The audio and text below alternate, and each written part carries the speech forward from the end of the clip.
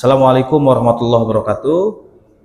Innal hamdalillah nahmaduhu wa nasta'inuhu wa nastaghfiruh wa na'udzu billahi min syururi anfusina wa min sayyiati a'malina may yahdihillahu fala mudhillalah wa may yudhlil fala hadiyalah.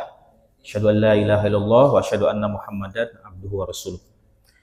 Qala Allah Ta'ala fi kitabihil karim, a'udzu billahi minasyaitonir rajim. Bismillahirrahmanirrahim. Ya ayyuhalladzina amanu kutiba alaikumusiyam kama kutiba alal ladzina min qablikum la'allakum tattaqun. Wa qala aidan falyanzuril insanu ila ta'amih anna sababnal ma'a sabba thumma syaqaqnal arda syaqqa fa ambatna fiha habba wa 'inaba wa qadba wa zaituna wa nahla wa hadaiqa ghulba wa fakihatan wa abba mata'al lakum wa li an'amikum. Shadaqallahul adzim. Kepada hadirin, Bapak Ibu, wabil khusus kepada Bapak Aziz, ini sama-sama Pak Aziz namanya, juga kepada Ketua DKM, Pak Aziz Muslim, terima kasih sudah diundang pada hari pertama bulan Ramadan 1446 Hijriah, yang alhamdulillah sekarang sama ya, tidak ada perbedaan awal Ramadan, dan mudah-mudahan juga akhir Ramadan tidak berbeda. Sehingga ada semacam perayaan yang serentak begitu, tidak berbeda-beda. Nah, ini hari pertama ini saya kira sangat istimewa. Saya diundang ke sini untuk berbagi pengalaman, ya, berbagi pengetahuan yang selama ini saya pelajari, ya, pengalaman yang selama ini saya kerjakan. Jadi mohon maaf dalam hal ini saya tidak ingin, maksudnya seperti ustadz-ustadz yang sudah senior gitu ya, memang makomnya sudah tinggi, menyampaikan ceramah. Ini Bapak Ibu bisa memahami sebagai satu bentuk berbagi pengetahuan dan pengalaman terkait dengan apa yang saya kerjakan setidaknya dalam kurang lebih 10 tahun terakhir. Saya mendalami isu agama dan lingkungan. Nah, untuk hari ini saya diminta untuk membahas atau mengelaborasi makna ekologis ibadah puasa Ramadan. Nah, kenapa ini penting dibahas, Bapak Ibu? Ini penting karena satu, kita sekarang menghadapi satu situasi yang disebut oleh Sekjen Perserikatan Bangsa-Bangsa dengan istilah global boiling, ya, pendidihan global. Mungkin dulu kita sering mendengar istilahnya global warming, pemanasan global. Nah, sejak 2023 istilah itu sudah tidak digunakan dan sekarang digunakan istilah pendidihan global. Jadi kita ini sekarang berada di planet bumi yang semakin panas. Nanti saya bisa tunjukkan data-datanya. Nah, itu yang makro ya. Yang mikro, di kita mungkin belum banyak yang menyadari bahwa kalau bulan puasa itu ada penelitian, katanya sampahnya semakin banyak. Jadi mungkin orang karena berburu takjil gitu ya, berbuka puasa, dia beli semua yang diinginkan, tapi pas buka tidak sanggup untuk menghabiskan, maka banyak tersisa dan banyak sampah. Nah, itu yang mikro-mikro, jadi yang ada di sekitar-sekitar kita. Nah, mudah-mudahan kalau di Masjid Ibadur Rahman ini tidak seperti itu ya, Cak Aziz ya.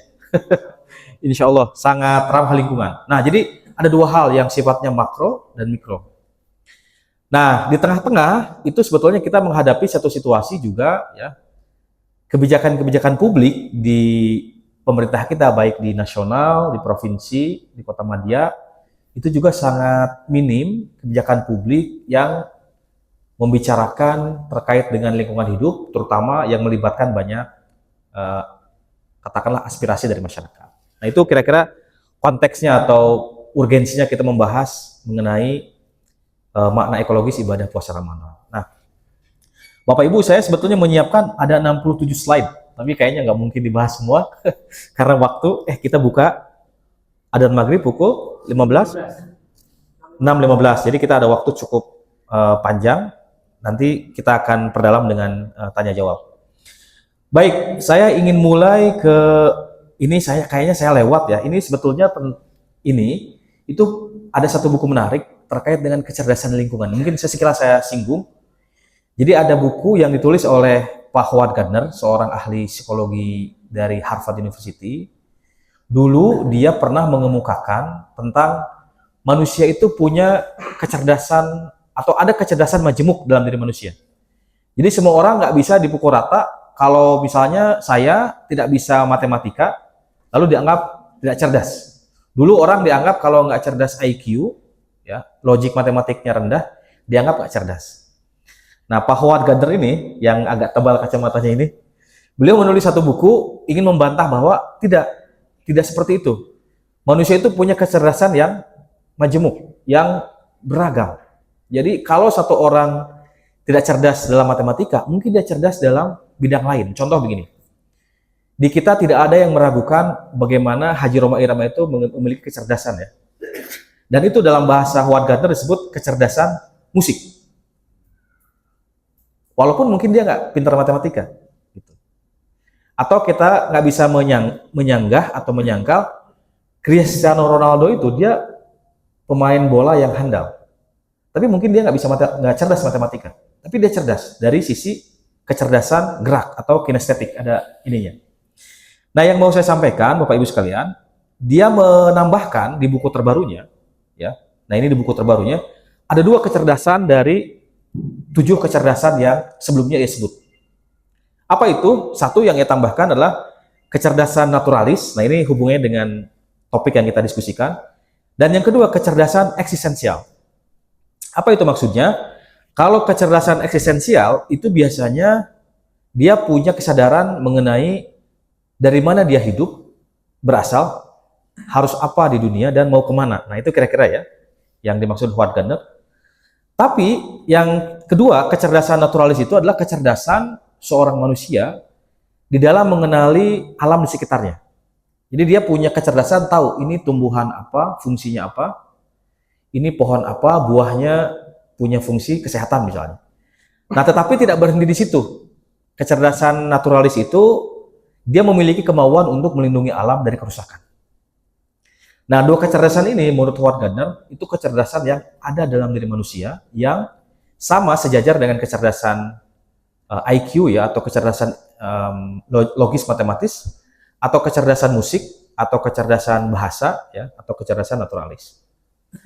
Nah, ini saya kira Bapak Ibu penting teori ini kita pegang, ya, kita pahami. Kenapa? Karena banyak di kita anak-anak yang tertarik dengan alam, ya, dia mengetahui ini burung apa namanya, ini pohon apa, lalu punya kemauan untuk melindungi. Itu adalah anak atau seorang siswa yang punya kecerdasan naturalis.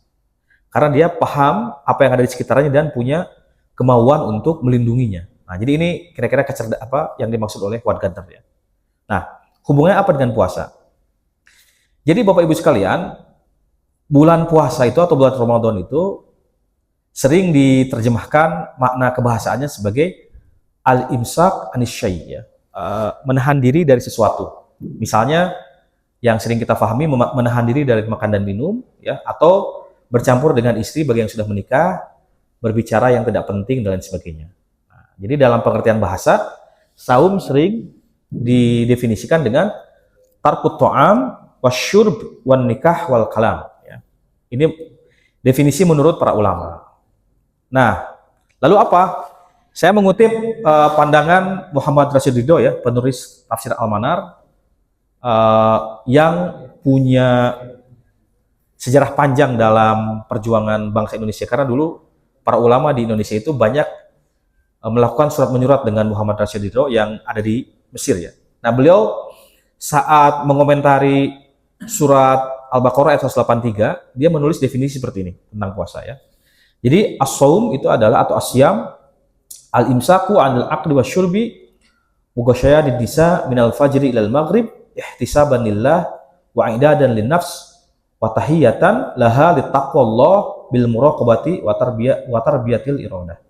Artinya menahan diri dari makan, minum, ya, berhubungan suami istri bagi sudah menikah, mulai dari terbit fajar sampai terbenam matahari, karena mengharap ridho Allah Subhanahu wa taala dan menyiapkan diri untuk bertakwa kepada Allah dengan jalan atau dengan cara muraqabah, merasa selalu diperhatikan atau diawasi Allah Subhanahu wa taala, serta mendidik diri, ya, dari kehendak dan keinginan yang berlebihan. Nah, ini makna puasa yang dikemukakan oleh Muhammad Rashid Ridho, ya, penulis tafsir Al-Manar, di halaman 143. Nah, Bapak Ibu, apa hubungannya puasa dengan kesadaran lingkungan? Nah, ini saya lanjutkan ya. Jadi, yang paling penting dalam puasa itu kan definisinya adalah al-imsaku anil akli wasyurbi, menahan diri dari makan dan minum. Ini berlaku untuk yang sudah menikah atau yang belum menikah. Nah, apa artinya? Artinya frasa menahan diri dari makan dan minum itu tidak bisa hanya difahami sekedar memindahkan jadwal makan. Kalau di hari normal, kita makannya mungkin ada yang 3 kali ya, pagi, siang, malam. Nah, bulan puasa kita pindahkan dari asalnya pagi, siang, malam menjadi sahur dan buka. Nah, maknanya adalah tidak hanya memindahkan makan dan minum dari yang biasa ke waktu puasa, tetapi definisi puasa ini sebetulnya mengajak kita merenungkan asal-usul makanan dan minuman yang kita konsumsi. Dari mana makanan dan minuman itu kita peroleh.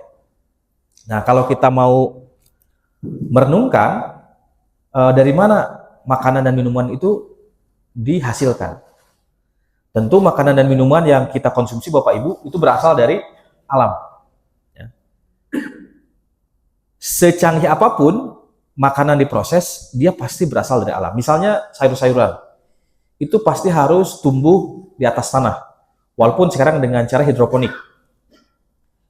Daging, itu pasti dari hewan yang dia harus minum air, makan rumput, kena matahari, termasuk tumbuhan. Begitupun air. Air dari mana? Air itu dari tanah, atau air hujan, atau air yang sudah di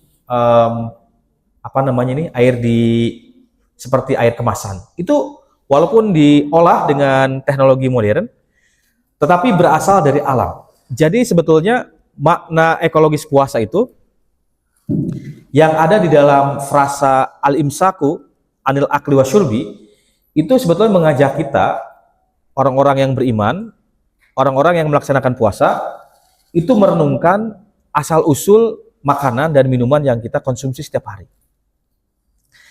Nah, dengan demikian, puasa sebetulnya menyadarkan kita untuk terhubung dengan alam. Jadi tidak hanya kita ketika buka itu makan, tetapi kita sebetulnya diajak untuk merenung, ini makanan ini berasal dari mana. Nah, itu makna puasa yang pertama, makna ekologis ya dari ibadah puasa yang pertama. Nah, dengan demikian kalau begitu kita punya semacam keresahan atau punya satu keprihatinan kalau alam itu rusak, kalau planet ini rusak. Nah, saya ingin menunjukkan satu peta begini, Bapak Ibu. Ini peta ini kelihatan nggak? Ibu-ibu kelihatan nggak peta? Semoga kelihatan ya. Jadi peta ini sebetulnya menunjukkan peta Indonesia kita ini Indonesia Pak Bu ya. Ini tidak baik-baik saja. Jadi kalau kita lihat ada yang warna merah, ada yang warna biru, warna pink, warna hitam, dan lain-lain itu sebetulnya wajah daratan Indonesia itu sudah tidak baik-baik saja.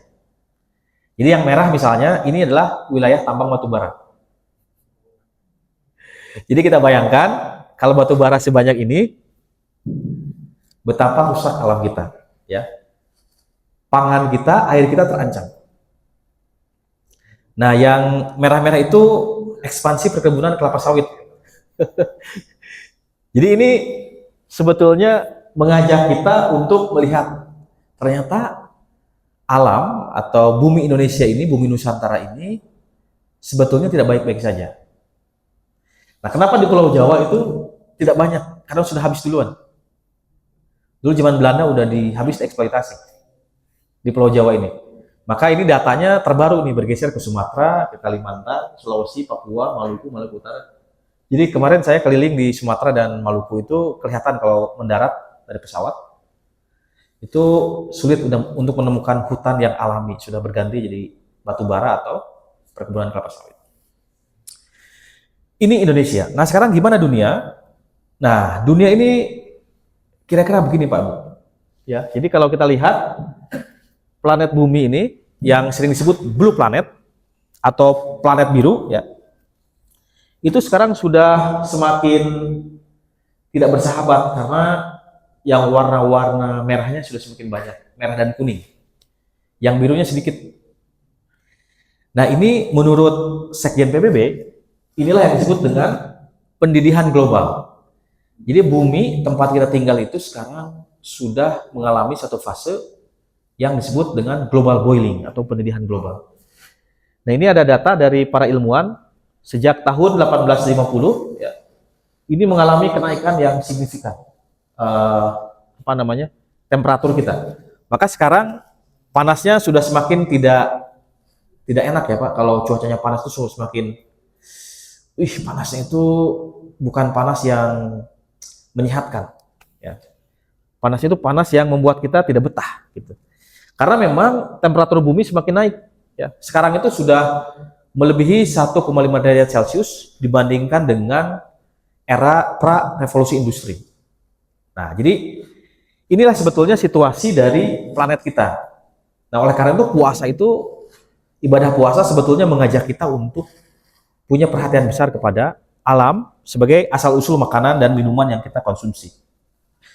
Nah, karena kita mengalami kerusakan ya di Indonesia, kerusakan lingkungan, lalu secara global kita menghadapi krisis iklim, maka dampaknya apa Pak?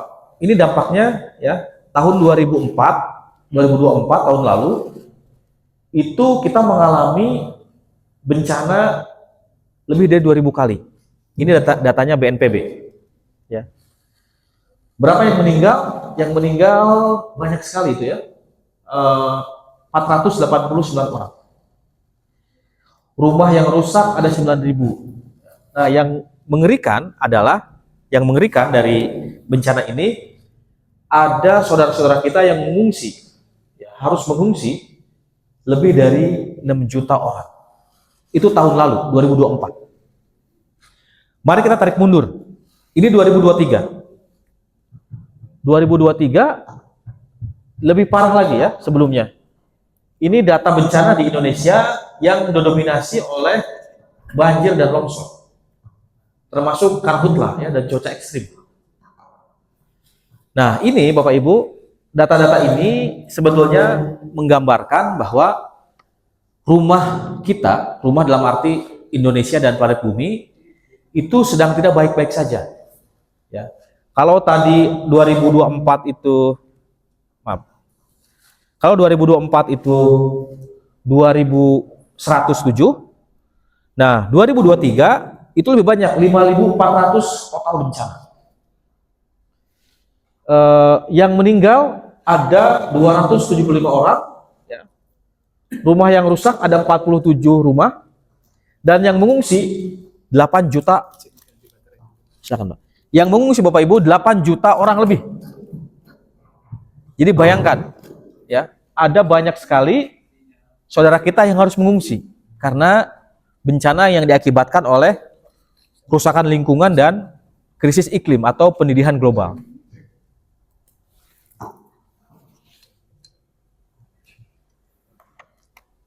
Terima kasih Pak. Begini?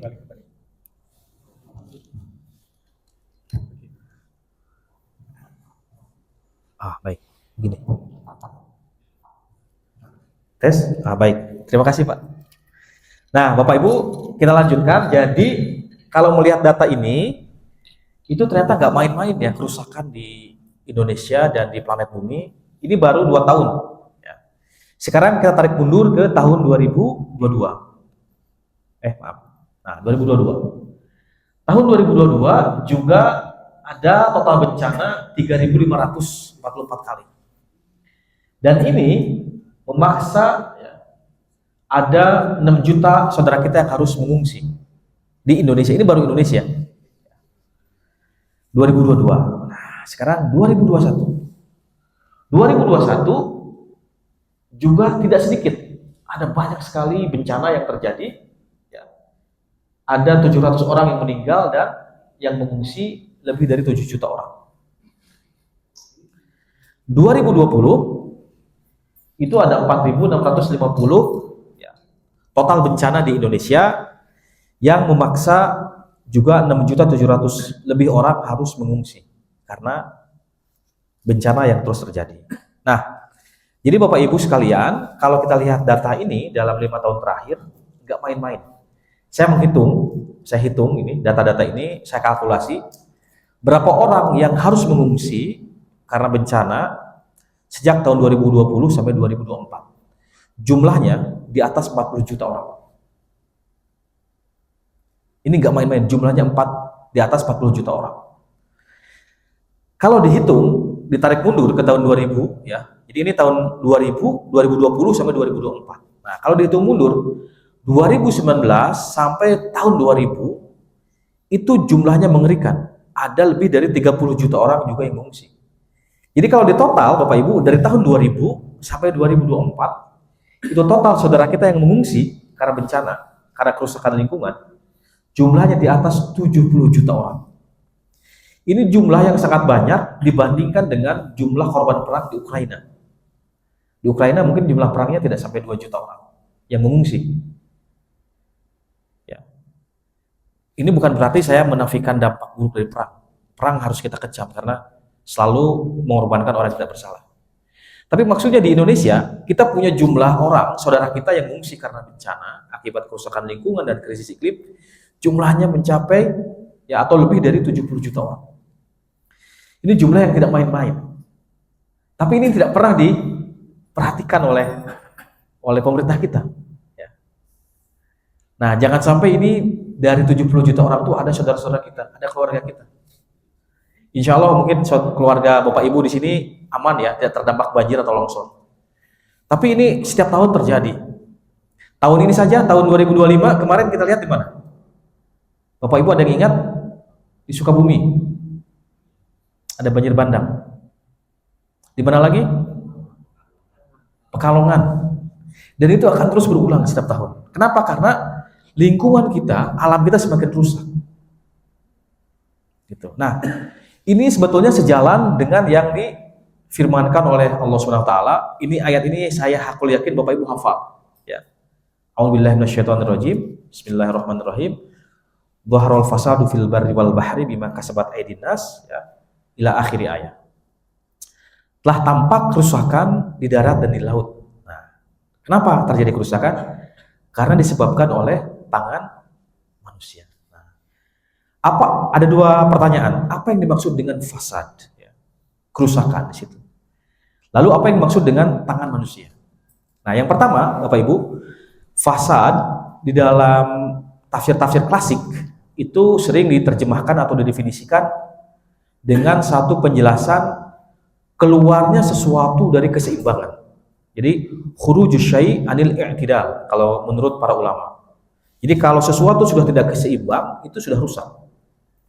Misalnya tubuh saya terlalu banyak kalori yang masuk, misalnya, sehingga nggak bisa jalan, udah nggak seimbang, berarti tubuh saya udah rusak, ya.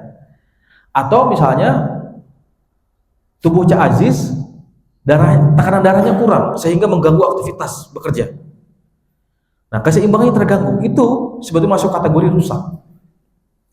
Nah, tapi kalau konteksnya alam, ya konteksnya planet bumi atau lingkungan hidup, keseimbangan itu tandanya dilihat dari tadi bencana itu.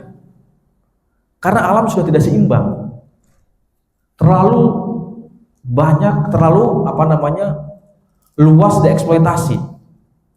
Maka yang terjadi adalah kerusakan. Nah, kalau konteksnya planet bumi, Bapak Ibu, seperti yang tadi disebut, kita sudah memasuki era global boiling, pendidikan global. Itu yang dimaksud oleh Al-Quran dengan kata fasad. Sudah keluar dari keseimbangan. Bumi kita sekarang sudah semakin tidak bersahabat. Nah, yang kedua, apa yang dimaksud dengan aidinas, tangan-tangan manusia? Apakah tangan itu termasuk tangan kita? Ya.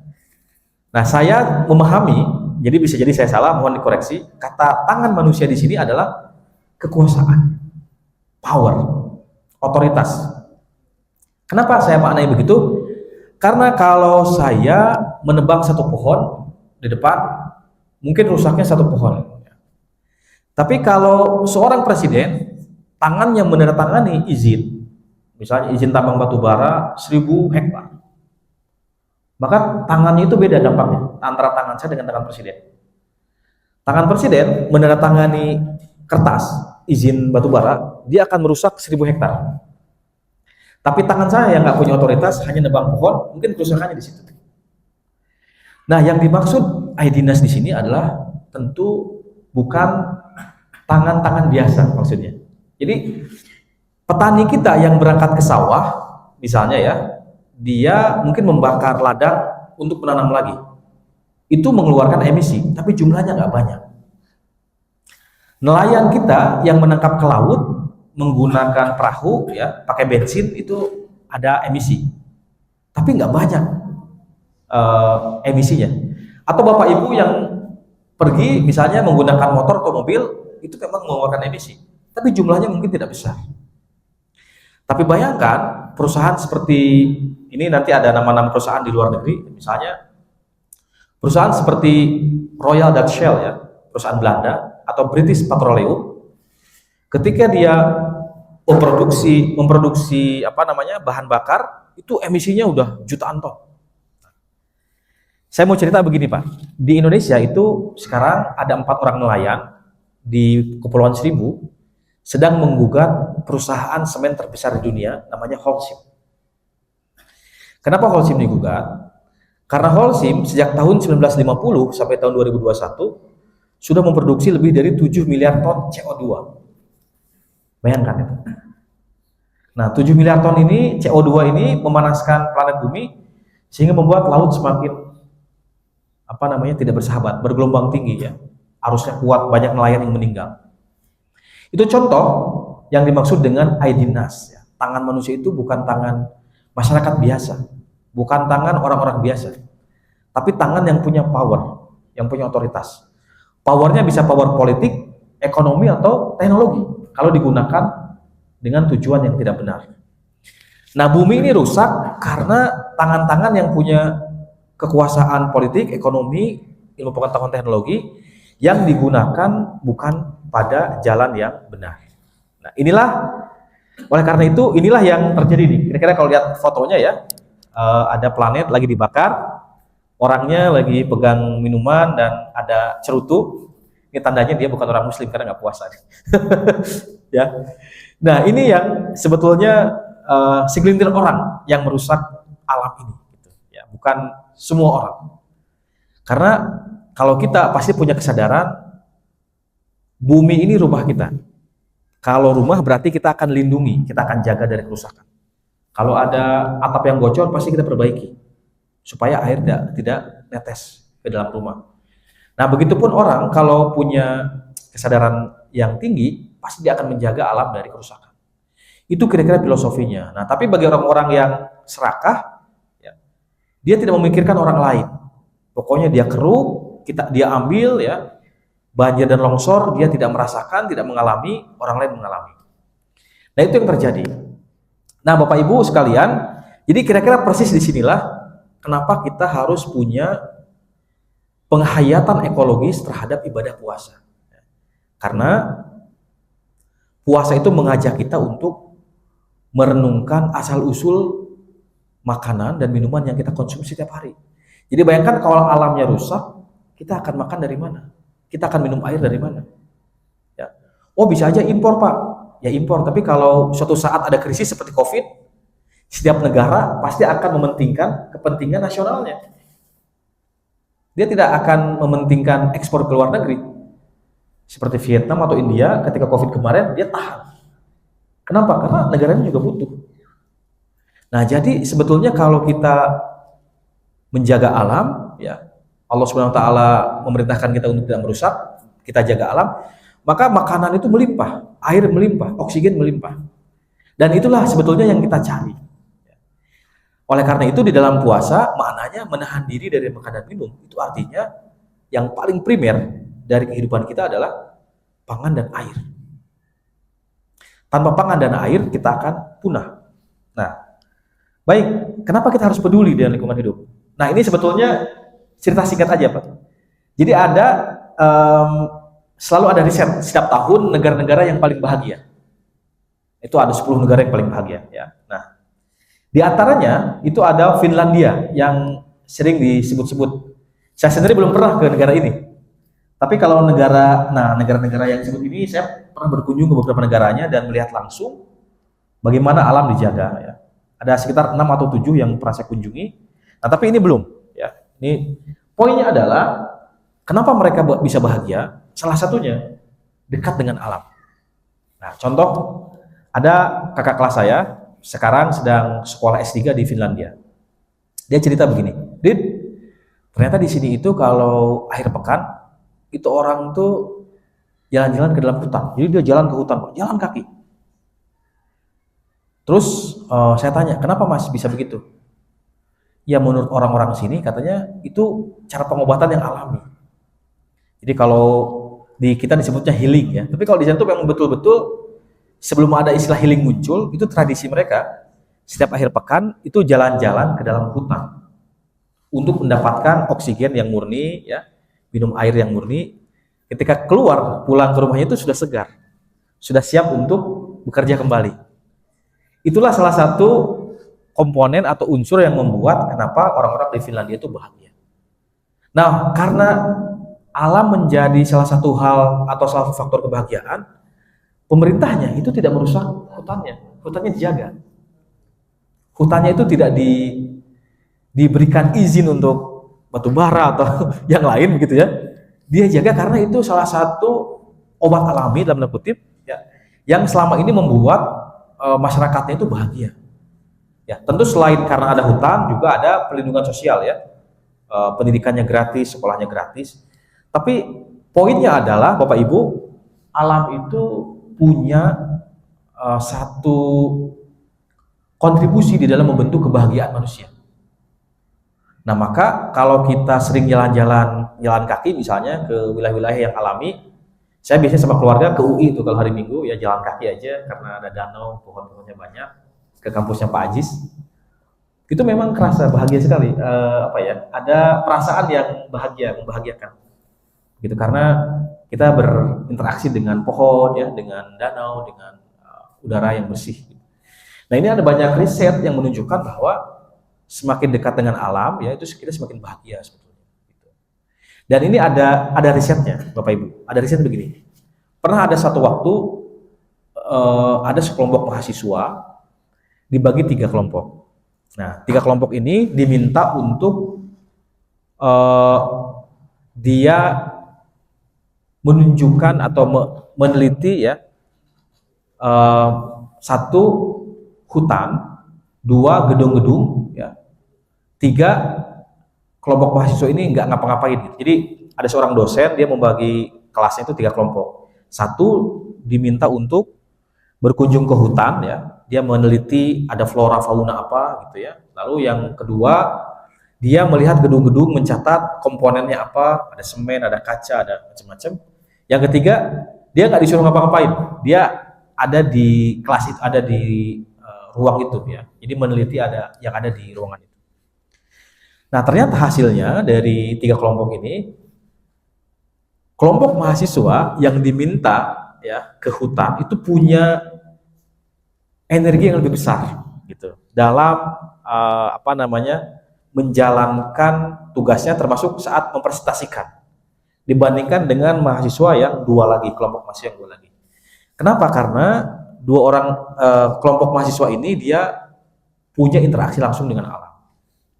Nah, oleh karena itu jangan aneh sekarang kalau kita lihat banyak sekolah-sekolah yang kemudian membuka hal semacam ini kan.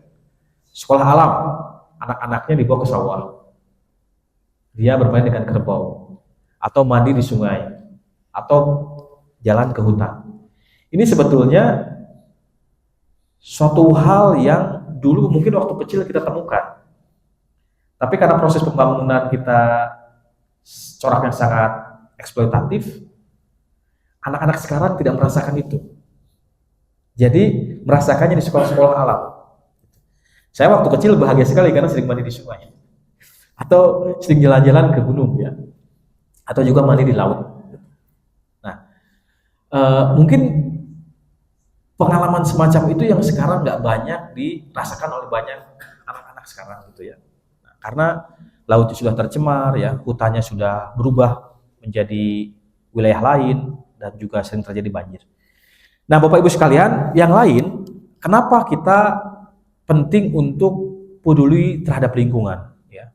Dan puasa juga mendorong kita untuk peduli terhadap lingkungan. Karena begini, pada tahun 2045, ya, yang sering disebut dengan masa Indonesia emas, itu sebetulnya menurut para ahli itu puncak dari krisis. Kenapa puncak dari krisis? Saya pernah menulis artikel ini di salah satu koran. Karena pada tahun 2045 itu bencana-bencana yang kita saksikan sekarang itu akan terjadi sangat masif. Misalnya banjir bandang, ya, krisis air, krisis pangan, polusi udara, dan lain-lain. Itu akan terjadi pada 2045. Kalau demikian, gimana nasib anak-anak kita yang lahir pada tahun misalnya 2020 atau pasca 2020? Saya punya anak dua, ini ikut, yang satu kelas 5 SD, yang satu kelas 3 SD.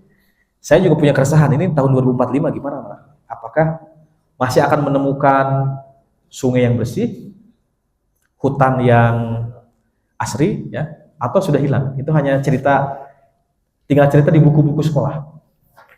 Saya sendiri punya keresahan itu, karena kalau membaca prediksi para ilmuwan, tahun-tahun 2045 itu puncak dari krisis iklim. Nah, Bapak Ibu, pada titik inilah sebetulnya puasa juga mengajak kita untuk memiliki kesadaran apa yang disebut dengan keadilan antar generasi. Artinya apa? Bahwa generasi yang akan datang itu punya hak yang sama dengan kita untuk mendapatkan lingkungan hidup yang sehat dan bersih. Nah, oleh karena itu sangat menarik kalau kita membaca kembali, ya, ayat-ayat di dalam Al-Quran. Saya loncat saja. Ini data-datanya. Nah, kalau kita membaca di dalam Al-Quran, itu ayat tentang alam itu lebih dari 1000 ayat. Ya. Tapi ini jarang jadi perhatian kita. Ayat-ayat tentang hukum jumlahnya tidak lebih dari 300 ayat. Jadi kalau Quran itu isinya 6.660 ayat, 1000 lebihnya ayat tentang alam. Jadi sangat banyak sekali. Dan ini jarang diperhatikan. Gitu. Nah, yang saya maksud adalah kalau kita bicara mengenai keadilan antar generasi, ya, itu sebetulnya Quran itu sudah mengajak kita, ya, punya kesadaran ini. Jadi anak-anak kita, cucu kita itu punya hak yang sama dengan kita untuk mendapatkan alam yang bersih, lingkungan yang sehat. Jangan diwariskan lingkungan yang kotor atau alam yang rusak. Nah, ini contoh. Di dalam Al-Quran misalnya bayangkan kata langit 310 kali. Ini saya membuka satu kitab namanya Al-Mu'jam Al-Mufahros li Al-Fadil Quran Al-Karim. Ini kayak indeks, ya. Ini kitab ini indeks Al-Quran. Kata ini ada ayatnya gitu, ya. Ini saya hitung banyak sekali. Misalnya kata hewan, ya, kata tentang bumi contohnya. Bumi disebut lebih dari 451 kali. Pohon disebut lebih dari misalnya 26 kali, ya. Tanah disebut lebih dari 29 kali. Gunung 39 kali, air, ya, 63 kali, sungai, dan lain sebagainya. Jadi Al-Quran itu sebetulnya kalau direnungkan itu mengajak kita untuk punya kepedulian terhadap alam. Kenapa? Karena nggak hanya kita, tidak hanya kita, tapi generasi-generasi setelah kita itu juga punya hak yang sama. Jadi Bapak Ibu sekalian, kembali kepada topik kita tentang makna ekologis ibadah puasa. Nah, kata al-imsaku anil akli wasyurbi itu sebetulnya sangat dalam, ya. Jadi tidak hanya meminta kita, puasa itu tidak hanya mengajarkan kita menahan diri dari makan dan minum saja, tetapi mengajak kita merenungkan lebih dalam asal usul, ya, makanan dan minuman yang kita konsumsi itu alam. Nah, tadi di dalam pengantar saya menyebut rangkaian ayat di dalam surat Abasa. Saya ulangi ayatnya, a'udzubillahi minasyaitonirrajim. Falyanzuril insanu ila ta'ami. Hendaklah manusia itu memperhatikan apa? Makanannya. Bayangkan tuh, Quran tuh udah sebelum ada program, sebelum ada kebijakan lumbung pangan, di Indonesia, Quran itu sudah ngomong hendaklah manusia memperhatikan makanan. Falyanzuril insanu ila ta'ami. Anna sababnal ma'a sabba. kami menurunkan hujan dari langit yang melimpah. Tsumma syaqaqnal arda syaqqa. Kemudian dengan air hujan itu kami belah tanah ya. Kami belah tanah, fa'ambatna fiha habba. Kemudian kami tumbuhkan dari tanah itu tunas atau batang pohon ya. Fa'ambatna fiha habba wa inaba wa qadba. Kemudian membentuk perkebunan atau tanah pohon ya. Inab itu artinya anggur, wa inaba wa zaitun wa nahla, pohon-pohon zaitun dan pohon-pohon kurma. Wa fakihata wa aba, dan buah-buahan yang lain ya, yang menyegarkan manusia. Mata allakum wa li an'amikum. Sebagai karunia dari Allah ya, kesenangan untuk manusia, anugerah bagi manusia dan hewan ternak.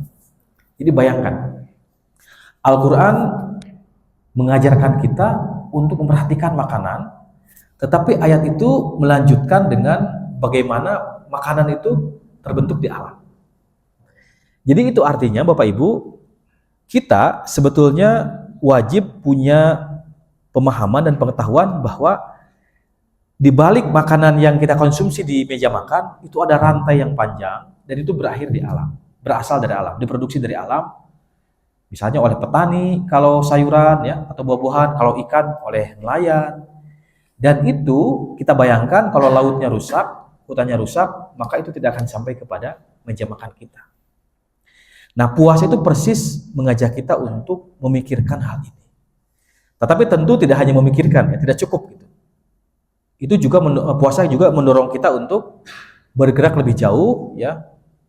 Mengajak orang lain untuk misalnya melindungi alam dari kerusakan. Nah, Bapak Ibu, yang lain begini, saya ingin menunjukkan ada satu cerita di dalam Sirah Nabawiyah, kisah Nabi Muhammad. Kisah ini jarang diajarkan di sekolah-sekolah. Saya sendiri dulu waktu di pesantren hampir tidak dapat cerita ini. Tapi belakangan karena saya punya keingintahuan, saya membaca. Jadi ternyata begini, di dalam sejarah Nabi Muhammad SAW, beliau itu pernah menetapkan semasa dipercaya menjadi katakanlah kalau sekarang presiden begitu ya, menjadi penguasa politik di Madinah. Rasulullah SAW pernah menetapkan satu kawasan, namanya kawasan Hima atau yang sekarang dikenal dengan konservasi, seluas ya 2094 hektar. Ini cerita tidak banyak diceritakan oleh para ustadz. Nah, wilayah Hima ini Bapak Ibu itu diperuntukkan oleh Rasulullah SAW untuk kebutuhan masyarakat ya. Kalau misalnya butuh air di Madinah atau ingin mengembalakan hewan ternak, boleh silahkan masuk ke wilayah ini, memberikan minum binatang ternak, menggembalakan dengan syarat tidak boleh merusak. Menurut Pak ahli sejarah, apa yang dilakukan Rasulullah SAW ini adalah yang pertama di dalam sejarah, karena kerajaan Romawi dan Persia itu belum pernah punya kebijakan semacam ini. Jadi ini terobosan penting dan baru di dalam sejarah umat manusia yang baru dilakukan oleh Rasulullah SAW, karena raja-raja pada masa dulu, kekaisaran di Romawi dan Persia, itu tidak punya kebijakan ini. Jadi ini sebetulnya tanah publik. Ya. Tapi Rasulullah tetapkan ini wilayah yang nggak boleh dirusak. Nah, kalau di dalam kerajaan kan semua diklaim punya raja. Ini jangan, ini punya Sultan Romawi misalnya. Ini jangan, ini punya Kaisar Persia. Nggak ada tanah publik. Nah, di zaman Rasulullah diperkenalkan ini tanah publik, tanah masyarakat, tetapi dilarang ada praktek yang merusak. Semua orang boleh masuk menggembalakan binatang ternak, ya, mengambil kayu bakar untuk kepentingan masyarakat. Ini sebenarnya contoh Rasulullah mengajarkan bahwa ketika seseorang punya posisi politik, ya, menjadi pemimpin, harusnya dia mengeluarkan kebijakan yang mendorong keadilan dan kelestarian lingkungan.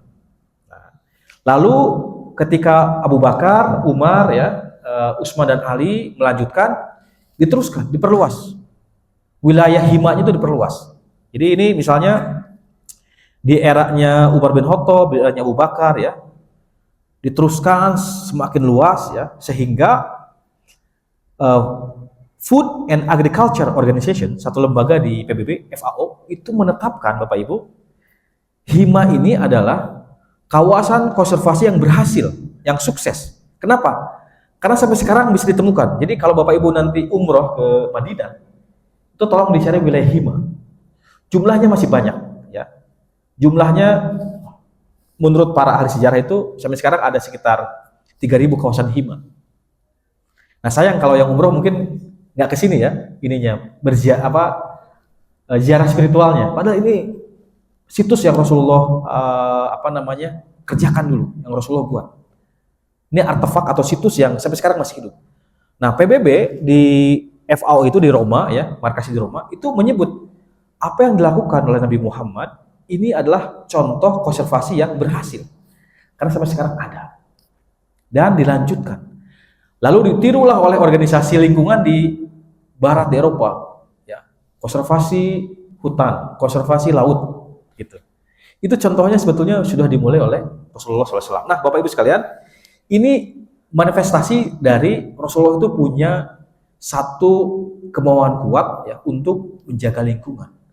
Sebagai orang yang tentu menjalankan ibadah puasa, ya, Rasulullah SAW itu menjadi orang yang pertama, menjadi pionir di dalam mendorong keberlanjutan lingkungan. Barangkali itu Bapak Ibu sekalian, sisanya ini hanya contoh-contoh saja. Ini sebetulnya agak panjang pembahasannya, mungkin bisa lain waktu. Ini saya pernah menulis di Republika ya, termasuk ini ada beberapa artikel yang saya tulis. Ini contoh-contoh saja. Saya sebagai seorang yang menggeluti isu lingkungan juga banyak menulis di media ya, Bapak Ibu nanti bisa membaca. Ini contoh-contoh saja yang bisa dibaca. Demikian, nanti kita lanjut dengan tanya jawab. Billahi fi sabilil haq wassalamu khairat. Assalamualaikum warahmatullahi wabarakatuh. Terima kasih Pak untuk pertanyaan. Langsung dijawab Pak Aziz atau gimana? Langsung direspon, baik. Saya mau mulai yang terakhir, pernyataan mengenai pohon. Nah, ini saya sebetulnya cantumkan di sini dalam presentasi ada hadis Nabi Muhammad SAW yang saya kira sangat, nah ini hadis saya kira sangat populer ya. Jadi Rasulullah mengatakan, Bismillahirrahmanirrahim, in qomatis sa'ah. Kalau seandainya kiamat terjadi dalam waktu dekat, terjadi besok, wa fi yadi ahadikum fasilah, sementara di tanganmu ada benih atau tunas, fa ini satu ala takum hatta yugrisaha fal yugrisha. Seandainya engkau masih bisa menanam sebelum kiamat terjadi, tanamlah. Ini saya kira hadis ini penting, yang tadi sejalan dengan yang Bapak sampaikan. Menanam pohon yang sudah dicontohkan Rasulullah SAW itu satu keharusan di dalam kehidupan kita sekarang. Bahkan dulu Rasul dalam sebuah hadis menyatakan kalau perang jangan tebang pohon. Bayangkan, dalam perang aja jangan tebang pohon, apalagi dalam situasi normal. Dan Rasul mengatakan tanamlah pohon walaupun kiamat akan terjadi esok. Ini tentu hadisnya sahih dibandingkan dengan hadis yang nyuruh kita belajar memanah menjelang hari kiamat, Cak Aziz. Ya. Saya nggak tahu kalau hadis itu, karena saya belum pelajari ya sanadnya itu. Tapi kalau ini insya Allah sahih karena diriwayatkan oleh Imam Bukhari dan Imam Ahmad. Jadi Bapak Ibu, ini saya kira penting. Menanam pohon itu sebetulnya menanamkan kesadaran bahwa ada generasi yang akan datang punya hak untuk hidup layak. Ada anak kita, ada cucu kita, ya. Ada generasi-generasi muda yang akan melanjutkan kepemimpinan di sini, di dunia ini. Nah, yang lain soal tadi hawa nafsu. Betul. Hawa nafsu itu sebetulnya puncak dari apa ya? Bisa kita sebut akar dari segala kerusakan. Ya. Bahkan Imam Al-Ghazali, kalau kita baca di dalam kitab Ihya Ulumuddin, ketika menjelaskan puasa, ketika menjelaskan saum, Imam Al-Ghazali itu menjelaskan bagaimana Nabi Adam bisa tergelincir dari surga. Dan kata Imam Al-Ghazali, akarnya adalah hawa nafsu Nabi Adam yang tidak bisa dikendalikan untuk mendekati atau makan buah khuldi. Itu sebetulnya sejalan dengan apa yang tadi Bapak tanyakan. Itu menarik penjelasan Imam Al-Ghazali. Karena kenapa? Akibat dari hawa nafsu, ya, Nabi Adam tidak bisa menahan diri untuk makan buah khuldi, dia jatuh dari surga. Dia dikeluarkan oleh Allah Subhanahu wa taala dan sampai sekarang itu dikenang sebagai satu dalam tanda kutip pelanggaran yang dilakukan Nabi Adam, ya. Tidak taat kepada Allah Subhanahu wa taala, malah mendengar bisikan syaitan. Nah, hawa nafsu inilah sebetulnya memang akar dari segala kejahatan. Ya.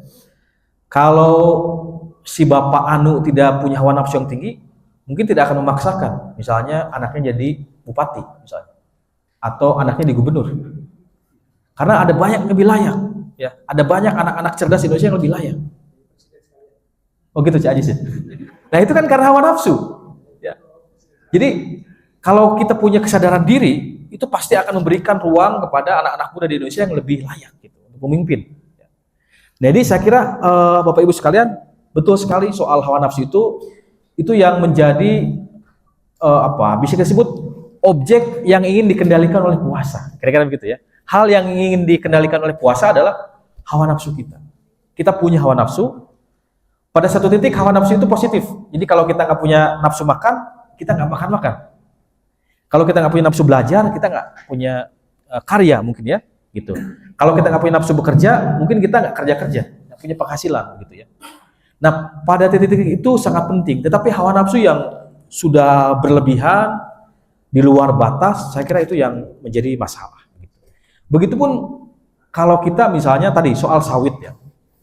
Sebetulnya sawit itu kalau terbatas ya, sama kayak batu bara terbatas begitu, itu mungkin tidak akan melahirkan kerusakan yang tadi saya tunjukkan Pak, yang sampai, nah ini yang sampai banjir longsornya seperti ini, mungkin kerusakannya akan sangat minimalis gitu. Tapi ini karena sangat masif, Bapak Ibu kalau ke Sumatera, saya sedih sebetulnya, hutan-hutan yang dulu diceritakan dalam buku-buku itu sudah nggak bisa kita temukan. Saya awal Januari lalu saya ke Riau keliling, itu sepanjang jalan tol itu mau ke Bengkalis, itu ada perkebunan kelapa sawit luas. Terus di sininya ada satu wilayah lokasi penangkaran gajah. Jadi bayangkan gajah yang dulunya itu adalah wilayah mereka, sekarang hanya cuma berapa hektar, dan itu gajah itu sudah kelihatan tidak happy ya, tidak sehat. Gitu. Nah kalau di dalam Islam sebetulnya ada istilah keadilan multispesies, tapi itu mungkin nanti bisa kita bahas terkait dengan makhluk non manusia. Nah yang mau saya sampaikan adalah karena jumlahnya sangat masif, kerusakannya juga sangat luas, Pak. Jadi kalau mungkin dibatasi itu tidak akan seluas ini dampaknya. Nah jadi disinilah pentingnya peran seorang pemimpin yang arif ya, pemimpin yang tercerahkan gitu. Sehingga tidak gampang mengobral apapun gitu untuk kepentingan jangka pendek. Karena kata para pendiri bangsa ya, seperti almarhum Bung Karno, Bung Hatta, kita ini kemerdekaan yang kita raih ini jangan hanya kita nikmati untuk generasi kita. Itu pidatonya Bung Hatta ketika meresmikan ketika berpidato di Universitas Andalas ya, meresmikan kampus Universitas Andalas di Padang. Kemerdekaan yang kita nikmati sekarang ini tidak boleh hanya dinikmati oleh generasi kita, tapi juga harus dinikmati oleh generasi-generasi setelah kita. Itu Bung Hatta jelas sekali di dalam pidatonya itu. Saya kira itu Pak ya, jadi saya sepakat, dan puasa itu tentu mengajarkan kita lagi-lagi menjadi orang yang hidupnya mungkin secukupnya, mengkonsumsi secukupnya, tidak mubazir ya, menggunakan pakaian secukupnya, sewajarnya ya, tidak berlebihan. Juga teknologi, kalau yang 2 juta bisa kita gunakan, kenapa harus beli yang 50 juta misalnya? Handphone ya, misalnya handphone. Saya punya handphone harga 2 juta cukup, tidak mau yang 50 juta karena fungsinya sama. Laptop ini mungkin harganya 5 juta, tidak mau yang 100 juta, cukup karena fungsinya sama gitu. Nah, puasa itu juga sebenarnya mengajarkan kita untuk hidup asketis ya, zuhud dalam kehidupan sehari-hari. Barangkali itu, Pak. Baik. Terima kasih Pak, ini menarik pertanyaannya ya. Ini bertanya tentang contoh. Nah, ini saya mohon maaf memberikan contohnya Masjid At-Tanwir di PP Muhammadiyah di Menteng. Ya. Jadi Bapak Ibu, ini bukan karena saya dari PP Muhammadiyah ya, tapi itu yang saya lihat sendiri dan saya rasakan gitu. Di Masjid At-Tanwir di Menteng itu energinya kita mulai dengan menggunakan energi panel surya. Jadi itu satu keinginan kuat ya, walaupun PP Muhammadiyah disebut-sebut menerima tambang batu bara. Dan saya sendiri seperti yang Cak Aji sebutkan, salah satu pengurus yang menolak keras, yang mengkritik keras soal ini. Saya pernah 2 kali menulis ini di media dan langsung ditandai. Tapi nggak apa-apa, kan prinsipnya qulil haqqo walau kana murran, katakan kebenaran walaupun pahit. Nah di Menteng itu Bapak Ibu, sekarang kita sudah mulai menggunakan masjid energinya dari panel surya. Jadi menggunakan matahari gitu sebagai sumber energi, dan itu insya Allah matahari setiap hari bersinar, kecuali kalau mendung mungkin atau malam, tapi siang walaupun mendung ada gitu ya, panasnya yang diserap sehingga ditransformasikan menjadi listrik untuk kebutuhan masjid ya, di At-Tanwir. Dan ini sebetulnya sebagai langkah awal kita dalam mendorong tadi keadilan lingkungan atau keberlanjutan lingkungan ya. Jadi kita ingin mulai dari hal-hal yang dimulai dari masjid. Nah, lalu yang lain kami di PP Muhammadiyah itu Bapak Ibu mendorong kemarin gerakan 1000 cahaya namanya. Jadi gerakan 1000 cahaya itu juga sebagai upaya melawan tambang melawan tambang batu bara. Tapi maksudnya adalah kami dorong di wilayah-wilayah yang remote, wilayah-wilayah yang daerah yang belum punya listrik di pedalaman. Jadi contohnya kemarin di NTB ya, di Lombok Barat, itu ada masjid yang belum punya listrik. Nah, kita dorong supaya punya sumber energi itu pakai panel surya. Dan itu kita buat di 1000 lokasi. Ya. Ini satu inisiatif atau satu ikhtiar kita mendorong bahwa keadaan lingkungan selain soal pengetahuan juga ada gerakan nyatanya gitu ya, aksi langsung di masyarakat-masyarakat yang membutuhkan listrik. Nah, kami sudah menjalankan itu tahun lalu ya, namanya Gerakan 1000 Cahaya. Ini kerjasama antara Majelis Lingkungan Hidup ya di PP Muhammadiyah dengan Ekobhinika, dengan banyak majelis atau bidang di PP Muhammadiyah yang kita ingin mendorong bahwa keadilan lingkungan itu juga harus dirasakan oleh masyarakat yang membutuhkan. Nah, kalau Bapak Ibu nanti Cak Ajis kalau mau belajar atau mau studi banding bisa ke Menteng, ke Takmir di Masjid At-Tanwir, bisa mungkin menggali pengalamannya Takmir di sana, bagaimana memulai menggunakan energi terbarukan. Nah, yang lain juga kami baru meluncurkan 3 minggu lalu itu satu buku judulnya Fikih Transisi Energi Berkeadilan. Jadi kita gerakannya gerakan keilmuan dan gerakan konkret gitu ya di lapangan, sehingga aspek teoritisnya, konseptualnya ada dan gerakan praksisnya ada. Itu yang kita dorong. Nah, mungkin suatu saat kalau mau diadakan bedah buku mengenai fikih transisi energi terbarukan di sini bisa, transisi energi berkeadilan bisa ada di sini. Kebetulan saya salah satu reviewernya buku ini, bukan penulis tapi reviewernya. Dan buku ini cukup bagus karena mengajak kita untuk memahami isu-isu lingkungan tuh sampai pada hal-hal yang konkret begitu Pak. Barangkali itu jawabannya. Terima kasih. Di level kita pengurus masjid yang bisa kita lakukan adalah konservasi energi misalnya. Ya, ya. Ini saya jadi pikir masjid kita ini kan tadinya waktu kita desain dengan terbuka supaya anginnya angin alam gitu ya, nggak perlu AC. Kemudian saya nggak tahu apakah memang berencana dari awal itu akhirnya tertutup begini sehingga kita bergerak untuk AC. Gitu ya.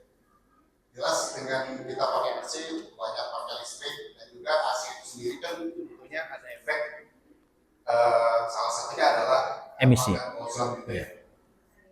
Nah, tadi mengambil contoh yang disebut Pak Ustadz bahwa ada masjid yang sudah pakai panel surya gitu ya. Nah, ini mungkin perlu dipertimbangkan oleh ketua DKM ya. Untuk jangka panjang apa kita perlu investasi gitu ya. Mungkin investasinya nggak kecil sih ya, tapi kalau kita sudah invest barangkali itu akan membuat kita nggak perlu bayar listrik ya banyak gitu karena bisa pakai tenaga surya. Nah, itu sekedar komen saja. Ya, ya. Jadi saya sepakat bahwa negara-negara industri itu sudah lebih dulu ya. Nah, tapi poinnya begini. Karena saya juga kebetulan sering terlibat dalam forum-forum internasional.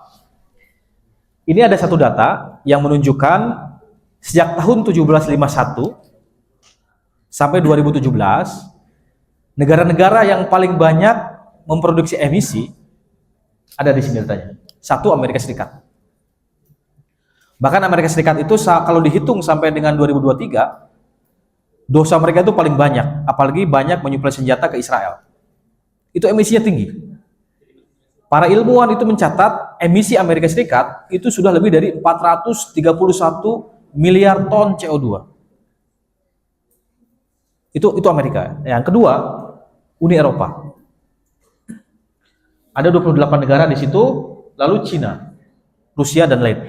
Indonesia ada tapi dia kecil sekali di sini. Indonesia ada 0,8 ya emisinya itu. Sejak 1751 sampai 2017. Nah, poinnya adalah begini. Soal SDGs dan lain-lain, Bapak Ibu, itu sebetulnya semacam kesepakatan global yang akan selesai 2030. Nah, pertanyaannya adalah setelah 2030 apa yang harus disiapkan? Nah, maka kecerdasan seorang pemimpin harus kelihatan di sini. Dia akan menawarkan apa? Misalnya untuk Indonesia, ya, presiden kita. Nah, yang lain, Bapak Ibu sekalian, saya sendiri di forum-forum internasional, saya misalnya terakhir mengikuti konferensi tingkat tinggi perubahan iklim di Mesir tahun 2022, lalu di beberapa kali di Bonn di Jerman, ya, di pusatnya UNFCCC, markas PBB di sana, yang untuk isu iklim. Saya memposisikan diri sebagai kepanjangan tangan masyarakat yang terdampak krisis iklim, terutama warga-warga yang kena banjir rob di Pantura Jawa, ya. Nah, yang kita dorong adalah kita mendesak, kita menuntut pertanggungjawaban negara-negara maju dan perusahaan multinasional yang memproduksi emisi ini untuk membayar satu skema yang disebut dengan loss and damage, yang hilang dan yang rusak. Nah, ini kami, Bapak Ibu sekalian, sedang mendesain skemanya gimana pertanggungjawaban mereka itu. Sudah azan? Sudah. Oh, baik. Nanti kita lanjutkan Bapak Ibu diskusinya. Mohon maaf kalau ada kekurangan. Assalamualaikum warahmatullahi wabarakatuh.